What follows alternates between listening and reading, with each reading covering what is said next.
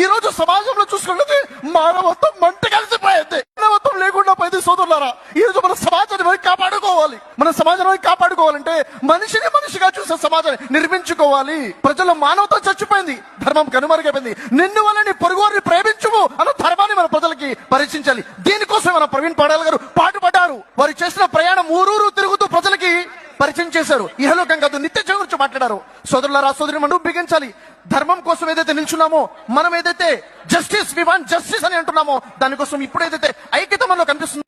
ఈ terrorism attacks, bomb blast అనేవి మనం వింటున్నాము అడపా దీనిలో చనిపోయే వారి యొక్క సంఖ్య మనం చూసుకున్నది దీనికన్నా అనేక వందల రెట్లు ఎక్కువగా చనిపోతుంది. ఎక్కడో తెలుసా? తమ సొంత వాళ్ళు కిరాతకంగా చంపుతున్నటువంటి మర్డర్ కేసెస్ ద్వారా. అంటే స్వలాభం కోసం చేస్తున్న వాళ్ళు చేస్తున్నారు, వ్యక్తిగత స్వలాభం కోసం తమ సొంత వాళ్ళు ఇళ్లలోనే టెర్రరిజం అటాక్స్ కూడా జరుగుతున్నాయి. భర్తతో చంపబడేవారు, భార్యతో చంపబడేవారు, తల్లిదండ్రులు చంపేస్తున్నారు, బిజినెస్ పార్ట్నర్ చంపుతున్నారు. ఇలా చూసుకుంటే ఎప్పుడు ఎక్కడ ఎవడు చంపేస్తాడో తెలియనటువంటి పరిస్థితి. బయటికి వెళ్ళిన ప్రశాంతంగా ఇంటికి వస్తాడో తెలియదు, ఇంట్లో ఉన్న ప్రశాంతంగా ఇంట్లో ఉంటాడో తెలియదు. చంపడం అనేది చాలా ఈజీ అయిపోయింది. మనిషి ఎంత ఎక్కువ అయితే చదువుకున్నాడో అంత మూర్ఖంగా కారైపోతున్నాడు. చదువులేని వాడు వింత పశువు అన్నారు, కానీ చదువుకున్నవాడు అంతకన్నా పెద్ద క్రూర మృగంగా మారిపోతున్నాడు.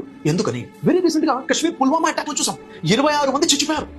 ఇప్పుడు ఈ బ్లాస్ట్ లో మనం చూస్తున్నాము, దాదాపు 13 మంది చచ్చిపోయారు. ఈ విధంగా చూసుకునే సంవత్సరానికి ఎంతమంది ఈ టెర్రరిజం అటాక్స్ లో చచ్చిపోతున్నారు.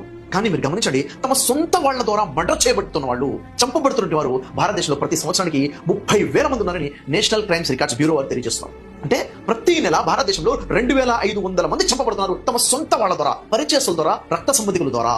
ఇంకా చెప్పాలంటే ప్రతి రోజుకి 80 నుంచి 83 మంది చంపబడుతున్నారు ఎవ్రీడే, ప్రతి రోజు కూడా. అంటే టెర్రరిజం అటాక్ లో చంపబడుతున్న వాళ్ళతో పోల్చుకుంటే తమ సొంత వాళ్ళతో చంపబడుతున్నారు ఇంత ఎక్కువ స్థాయిలో ఉండడం అంటే ఎంత బాధాకర విషయం. ఎందుకు